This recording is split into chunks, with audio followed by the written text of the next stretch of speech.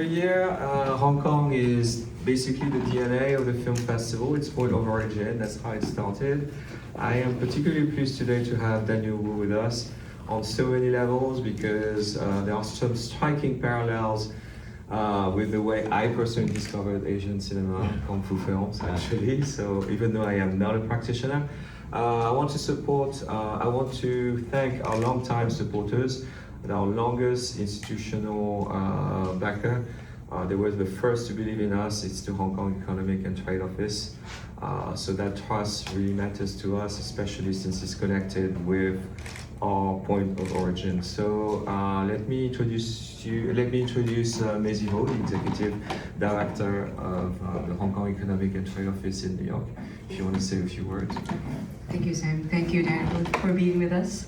As Daniel mentioned, we are the Hong Kong Economic and Trade Office, New York, and we are the official representative who really, our mission is to foster the bilateral relationships between Hong Kong and US East. And I'm very proud, especially, that we are the supporter of the New York Asian Film Festival since 2009. And the festival this year is a milestone. It's been the 25th anniversary of the festival, and we are very proud to be standing by with the festival most of the time. And this year it is especially remarkable because we are showing a total of 17 Hong Kong movies, all the new ones. This is a record-breaking number of movies that are featured in this festival, of which 4 of these are making their North America premiere. Right, so that's why we're particularly excited. And later on, of course, we would love to congratulate Daniel also for receiving the Best from the East award. And I think it's really truly deserving that Daniel's here with us. He has a career spanning three decades of local and international. I'm astounded when I was looking into your background, knowing that when you first came to Hong Kong, you don't know any to read any Cantonese script. I still can't read, actually. I can't read, yeah. Right. So, I mean, that kind of spirit has actually embodied the Hong Kong spirit, knowing that it's difficult, but that the can-do spirit has always been there. So, needless to say, Daniel is a sensation to both Hong Kong and international cinema, and I know that he has just completed an intense filming in Hong Kong, and we welcome him back to the Hong Kong movie scene as well. And later, and in addition, we are also celebrating another rising star, Ms. Angela Yoon, with the Hong Kong Panorama this year, and she is receiving the Screen International Rising Star Award, and it is very important to us as well as we underscore the importance of legacy and succession. So, as always, thank you, Sam, for giving us this opportunity to stand by with you and supporting the Hong Kong movie. Thank you. Thank you. Good speech as always.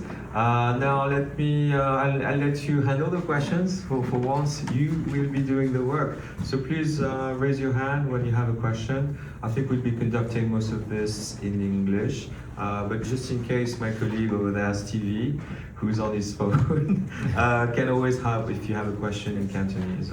We can translate. I would prefer English, obviously, but please go ahead when you have your question at the ready. All right, stop. Nice to meet you, Daniel. I'm reporter with China Daily. So first off, tell us, how do you feel about receiving this award? It's the top award of the Asian movie in the U.S. So how do you feel?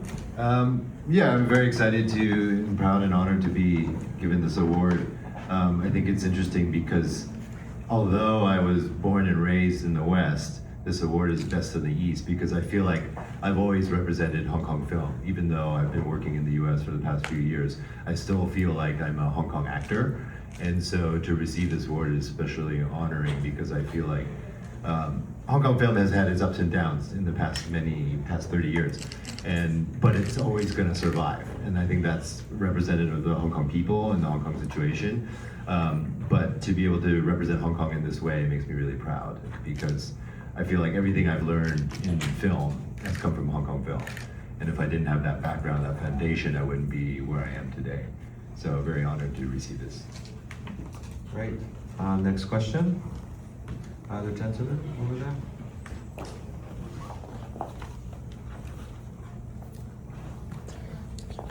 Hello 做 Wall Journal 世界日報。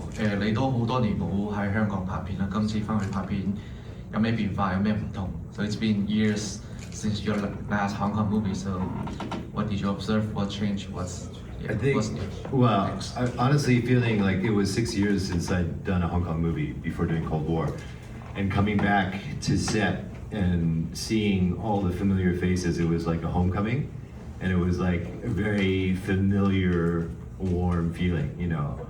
Everything from getting our lunch rice box on set to seeing all the young PAs that I saw when I left now are much older. You know, everyone was like 6 to 10 years older, but still there, still grinding it out, still pushing, and it just shows like the testament of Hong Kong film industry. You know, it can contract, it can expand, but it'll still keep pushing and still keep going, and I just really love it because I think of all the places I filmed around the world, I feel like Hong Kong feels the most familiar to me and most efficient way of filmmaking. I feel like in the West we waste a lot of money and time on stupid things, and in Hong Kong it's like they're very efficient about making films, and I don't like wasting.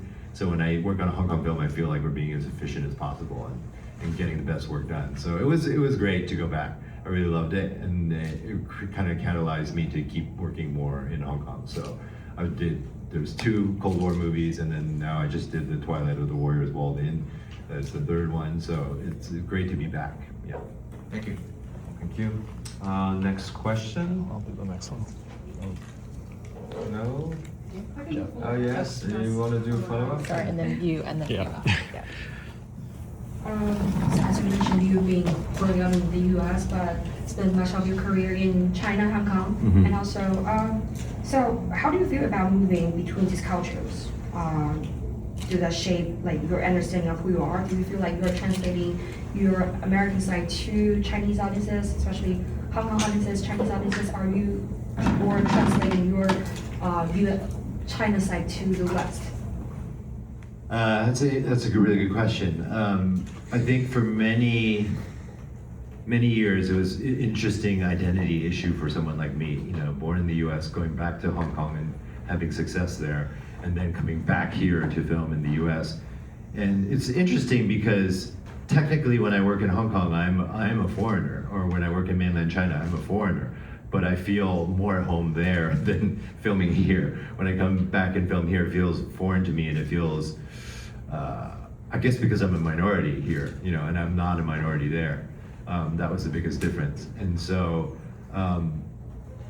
I would say that part of the industry is different in my identity. I feel like, my mom used to always say this to me. She's like, I know it may seem confusing for you, but you should just think of yourself as a person of the world and not necessarily someone of the East and West. You're both. You're both worlds. And I do feel that. I feel like after spending almost 30 years in Asia and then coming back and hanging out with my Asian American friends that never spent time over there, I felt there's a difference, you know. And then with my friends that are over in Asia that have never been to the West, there's also a difference, right? And so I'm right in the middle. I'm this bridge in between the two. And so although I don't feel like there's a responsibility for me to be that bridge, I kind of naturally am that bridge. And so it's an interesting position to be in. And I think the only reason why I keep trying to work in the United States is actually to show the next generation that it's possible for people like us. You know, when I was growing up, there was no Asian faces on screen, or if there were, it was very stereotyped characters like Long Duck Dong from 16 Candles, you know, things like that. That was not aspirational at all. And so that's why I never dreamed of trying to be a movie actor in the United States, because it was not possible. You know, I didn't think it was possible because I didn't see anybody else doing it. And so the reason why I continue doing it here, even though I prefer to work in Asia, is because I'm trying to help open up a path for the next generation so that we have more representation and more visibility in the West. So yeah, it's an interesting position to be in. Thank you. Another question? Oh, yes, the lady over there. My name is Emma. I'm with the CCTV. First of all, thank you, Macy, for hosting this event. So you just mentioned like the Hong Kong movie has been done for years, and next year will mark the 30 years of Hong Kong return to China. Mm-hmm. And what do you think the future of Hong Kong movies in the future? Thank you. You know, people say, "Oh, Hong Kong film is dying," and I don't think that's true, because it's just going through cycles. Every industry in every part of the world goes through cycles, and I think we're never going to go back to the 80s Hong Kong, the golden era where there was 300 films being made a year. But I think there will always be Hong Kong films being made, whether it's large-scale, big productions like Cold War or much smaller scale productions. There's always going to be a desire for Hong Kong filmmakers to keep making films. And I think that's always going to happen. When I was back this past summer, you can see that people are still eager to keep making films, and I think there will always be a way. And I think there was a period where there was a lot of Hong Kong mainland China co-productions, and that was confusing for a lot of people because they weren't sure, is this a Hong Kong film or is this mainland film? What is this? And I think right now people are getting back to specific regions. Like the most successful film in China right now is a very specific dialect, specific region film. And I think there's room and space for that in the industry. And so I think, again, it's a tough time for Hong Kong film, but it will always persevere. Yeah, the gentleman. If I may pitch in for 1 second here, since I also supervise the programming a little bit, I want to say that we are showing actually the largest number. Every year we actually end up showing more and more Hong Kong films. So it's a weird situation. There's certainly a lot of hardships, but we do show a lot of Hong Kong movies. So we're kind of like caught between the past and the next generation right now. Certainly genre filmmaking and large spectacle films are not as many as before. But a couple of years ago, we had Twilight of the Warriors that broke all records, right, in Hong Kong. And so commercial cinema still does well, but it's a strange transition, to say the least. And there's definitely a new generation. Every year we find a new actor, a new actress in their 20s. So I would say that's far from dying because it's a strange situation. Yeah, even working on Cold War with like Terrence Lau and Louise, all these young actors. Exactly. It was really exciting for me because I was like, okay, there's the next generation. Because for a long time, my generation was the last generation, and I'm 52 now. There's not a new generation. That's really sad. But to see them come and be really strong and great actors and be popular, I think is really exciting because you can see the future. I thought I was older than you. And the gentleman. So from my understanding, this is the first Hong Kong movie you've done in 6 years, and from some interviews I've read, you said you had to retrain in Cantonese to kind of enunciate the dialogue properly. So what was the process you used to get back into the swing of it? Actually, not really. Like coming back to Cantonese dialogue felt like a homecoming also. It felt familiar because most of my career was done in Cantonese, right? And so working on American films, working in English, working on mainland Chinese film in Mandarin, and then coming back to Cantonese felt really familiar, like a glove that feels just right. And so it wasn't really that difficult. There's a lot of dialogue in this movie, just because the Cold War series is dialogue heavy, so there was a lot of study for that. But it was more so because it's a lot of technical vocabulary that I don't normally use in everyday speech. So it's just trying to get that to feel more natural. Thank you. Next question. Yes, the lady right there.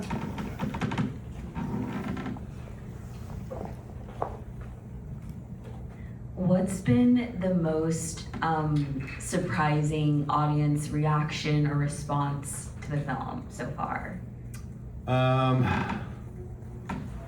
Well, I think because it's part of such an iconic, there were 2 movies prior to this one, and that this is a prequel. I think people were widely surprised that the story went beyond, because the first 2 is about the internal workings of the police, right? And this one expands much wider to all of Hong Kong. So it involves politics, the politicians, it involves gangsters, it involves the police, it involves everything. And just the scale of it was so much bigger. And I don't think people were expecting that. And the way our director, Long Man, dealt with that was really, really detailed, because I think especially talking about the transition period of Hong Kong about to change over, if you think about it, like that doesn't happen around the world at all. Suddenly a government changes to another country's government. And so in that transition, there's a lot of opportunity for some crazy things to happen, right? And Long Man wanted to really emphasize what happened during that time, that there was political infighting within the police, but also within the local government, and also what England was trying to do and trying to leave a legacy there, but also move away from it. Like, I think the details of all that and how he included that into this action movie story was surprising to a lot of people. Thank you.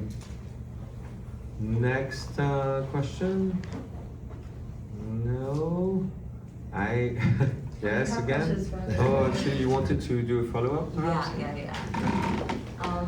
How much of the production changed from pre-production to while you guys were on set, or like even in post-production, was there changes that were made like based on the script? Yeah, I think in post there was a lot of changes made. So we finished filming almost 2 years ago, and then we spent about a year or so in post. And I can't really talk too much about it because I wasn't part of that process, but I know it was very different, and we added a lot in post. So this film is interesting to me because it's 3 generations of actors. You have like Chow Yun-fat, Aaron Kwok, Tony Leung, those guys, and there's my generation, then there's Terrence and Louise, and that 3 generations. They weren't so featured heavily, the older generation, in the first rendition of it, but then after we finished filming, they decided to add them back in to sort of guide the story along in the present day, talking about the past. That was all added after we finished the main filming. Thank you. And you want to? Yeah, You're the I most want to active cover all today. questions, but- That's okay. I think they're gonna pick up all your questions and his answers. If that's okay. So, definitely let's go back to the movie. Tell us about your role and how you perceive your role in the movie. It was interesting because not only had it been 6 years since I've done a Hong Kong film, I got older as an actor, and so normally when I played these kind of films before, I played the younger cop. I played the highest level was maybe detective, and so this one I'm playing like assistant chief of police, and so it was a very different kind of role. And this character also was less kind of action oriented, but more he's the mastermind because he's clearly a corrupt individual. So he's managing, the politics within the police force, the politics that are happening in the city at the time, and then also using a actual crime to commit some corruption from his own side. Really looking after himself, to making sure that when the handover happens, that he's in the right place at the right time. And so I never played a character like this that was so morally ambiguous. Like, I played bad guys and I played good guys. I've also played young cops, but I've never played kind of an older mastermind, really, was what this character was. So it was interesting to be at a different stage in life, my own different stage in life personally, and also kind of relate to this character and understanding him and going, look, this character has been a good cop grinding away for so many years, but never getting anywhere, and he kind of hit a glass ceiling. And he realized like the only way to advance himself and have success in the way he wants is to kind of go a little dark. And so that character, that moral ambiguity is kind of new for me in terms of characters I play that I've not really done that before. And so that was really kind of what drew me into the character. I was like, I've never played a character like this before. I really want to try it. Great. Thank you. Next question. Yes, the gentleman over there. If I'm right, you came to Hong Kong in 1997, and this movie is mainly about Hong Kong in 1994. Did you put any extra effort to learn more, to know more, to like 做功夫? Yeah, of course. There's a lot of research because Longman, our director, is very research intensive. Like, he does a lot of research. So I think what was revealing for me was just I was there during the handover, but it was to me as a tourist, it was like a party. It was 10 days of everyone having fun. But really, there's so much going on in the background, right? In terms of how does the colonial system leave and this new system come in, right? That's one thing. And then how does it affect all the other government positions, like police force and all that?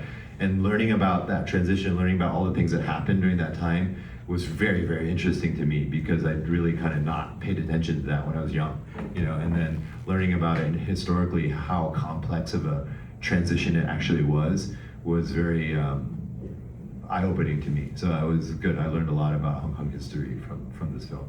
Thank you. Thank you.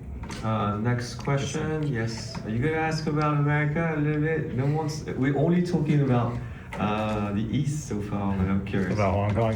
No, I'm not going Great, to. right? The best from the East. I'm not going to ask about America. I'm sorry. That's fine. That's totally fine. So more to this, what do you hope that the movie achieves in terms of like public consciousness surrounding the handover and maybe even the current socio-political environment in Hong Kong? Well, first of all, I think it'll be informative to a lot of people who are coming to see just a cops and robbers movie. It's not that. It's a little more complex, a little more layered than that. And so I think there's hints of things that happen that people can take away from it. And then if they want to delve deeper into the history of it and understand it more, they can. But I think what it does is kind of lets people know that this was not an easy thing to do. And there was a lot of crazy things that happened during that transition. And there's on so many levels, from the commoner to the highest level of the chief executive, like how that all happened. I think is a very interesting part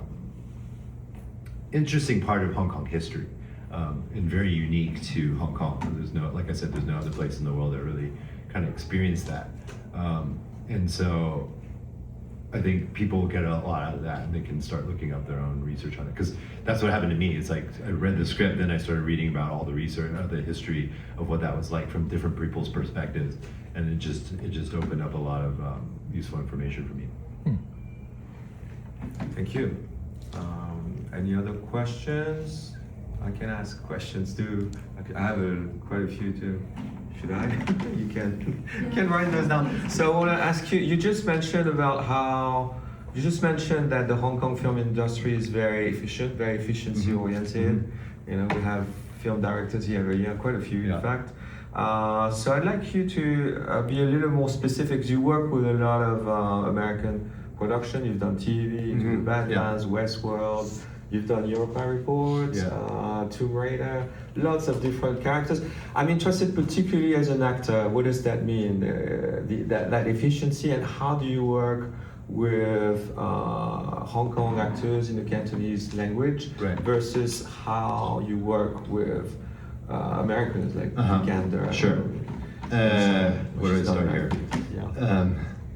So the efficiency, just acting-wise, it's not really that much different. I'm playing a role, I create a role, and then I work with the director to fine-tune that as we make it, right?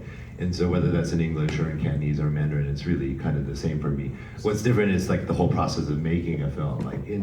Especially a bigger production American film, there's a lot of, we've got unions and things like that, and all these things that make things a lot slower to get things done, to achieve certain things.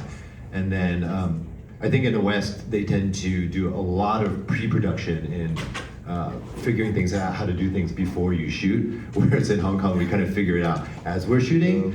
But because there's such a long history of that, there's a lot of tricks that Hong Kong filmmakers use that can save money, so we don't have to do CGI, in-camera tricks, all things like that are really fun that we've done. Actually, when I worked on Into the Badlands, that TV series, it was a mix of Western crews and Hong Kong crews. And we would do in-camera Hong Kong style action tricks that I remember the Western crews would see it and they're that's not gonna work. And then we'd do it and it would work, and they would be so shocked, right? And you'd save millions of dollars in CGI and time and effort and all this kind of stuff because we figured out a way to do it, the Hong Kong style way. We would You mean the editing in cameras? No, let's say, for example, a flying knife, right? In America, they would CG that knife flying through the air, but we would do a fishing line with the knife hanging on the fishing line. You just throw it, and then the fishing line, you don't see it, right? These are old school, probably from the Shaw Brothers era, experience stuff that they see these things and they go, that looks terrible, that's not gonna work. And then we do it, and it would work perfectly, And that's again saving you so much money from that, something simple like that. And so I really like that. That's makes me really proud to do something clever and smart. And I think that's what Hong Kong people are really good at. We're in Cantonese, a ho let, right? It was very clever, right? And they figure out ways to do things with lower budgets. And this probably came from not only the Shaw Brothers era, but the 80s era, when there wasn't a lot of money, but there had a lot of high aspirations to do things. And so people figured out how to do it all without spending all the money on it. And so I think that's one big difference in terms of efficiency. And also, don't waste time, don't waste hours, we're always shooting. There's a pace to how we shoot.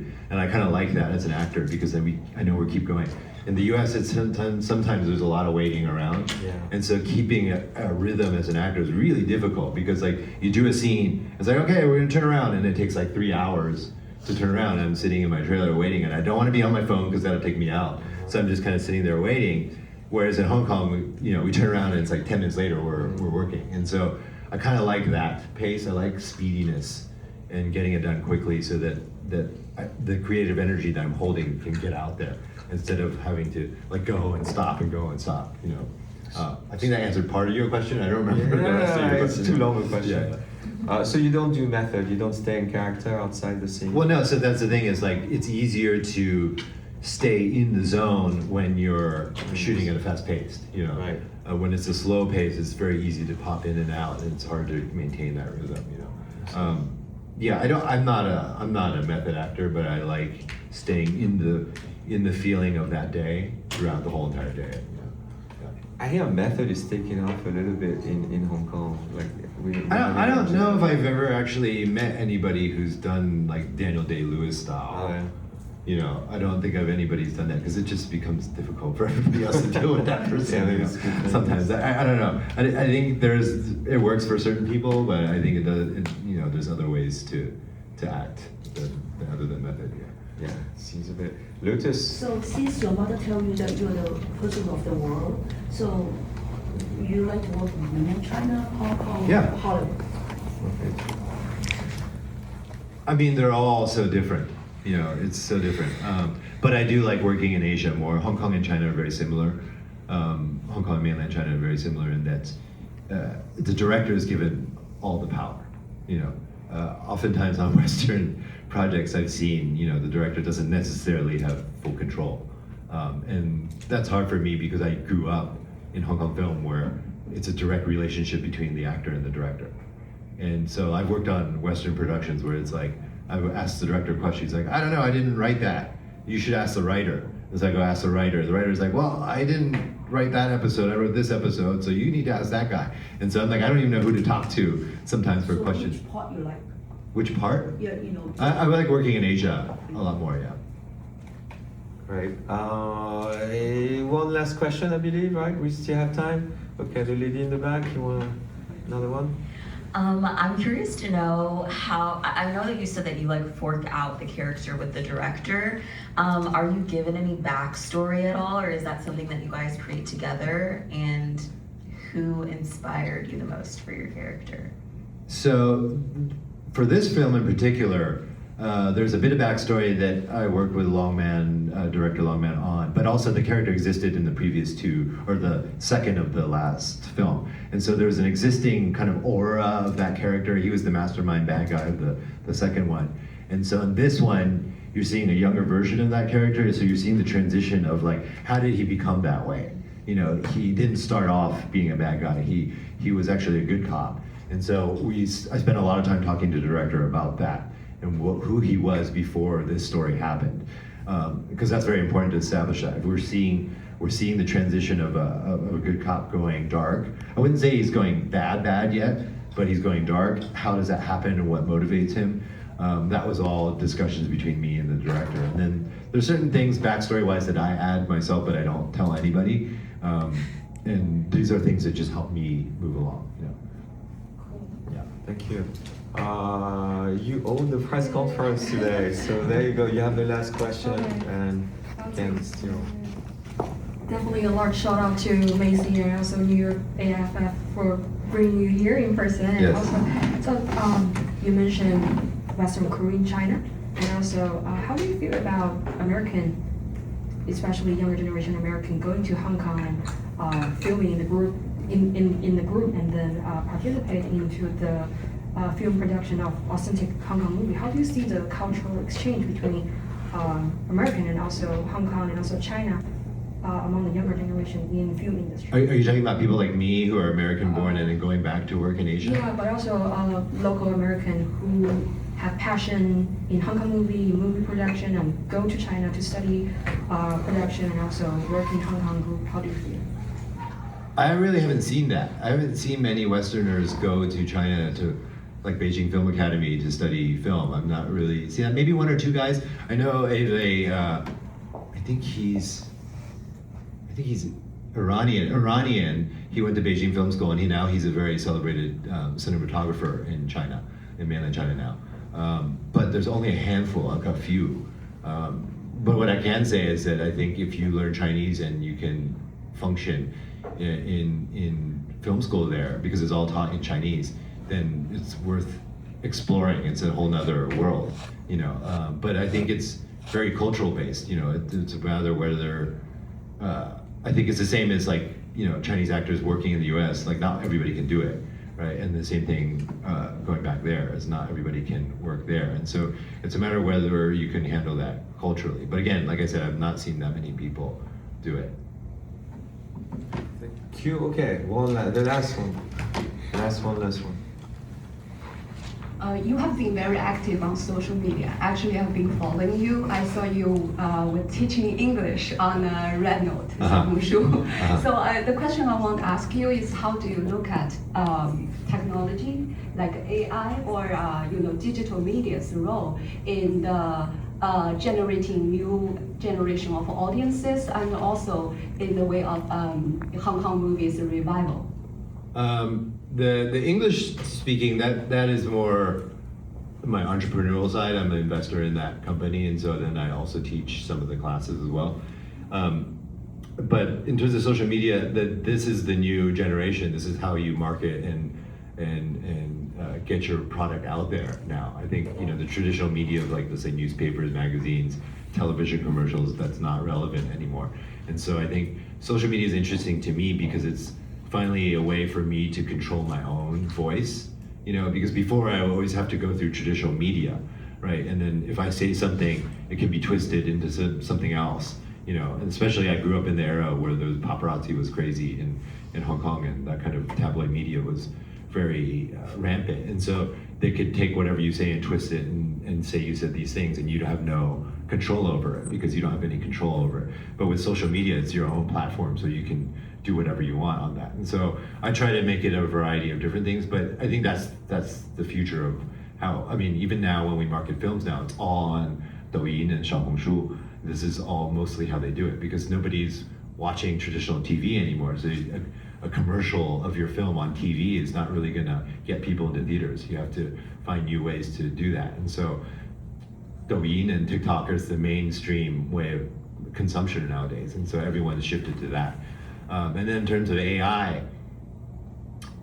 mixed feelings. I think that it can be an incredible tool if used in the right way. But if it's just AI, like you rely entirely on AI to create something, and you have no creative skills yourself, then it's not going to be guided in the right way. It's like it's a tool, so where it depends on the person that uses the tool, And I don't think it's a solution for everything, but I think it's very helpful for someone who can be very creative, who didn't have the resources to do all the things that they could before, especially like CGI and special effects. Like you can do that on AI now if you know how to prompt the chatbot or the bot to do it for you. And it can be very creatively opening. But then I've also seen terrible AI garbage. A lot of it is garbage. So it really depends on how it's used and what it's used for. Thank you, and that's going to be it for today. Thank you so much for coming to this press conference, and thank you, Daniel, for sharing your insights. Yeah, thank you for NYAFF for supporting Hong Kong Film forever. Thank you for 25 years. Yes, yeah, and thank you for supporting us as well. This is a great thing to always be able to be an ambassador for Hong Kong Film. Yeah. Great. I think we're going to take a few pictures. Thank you, guys.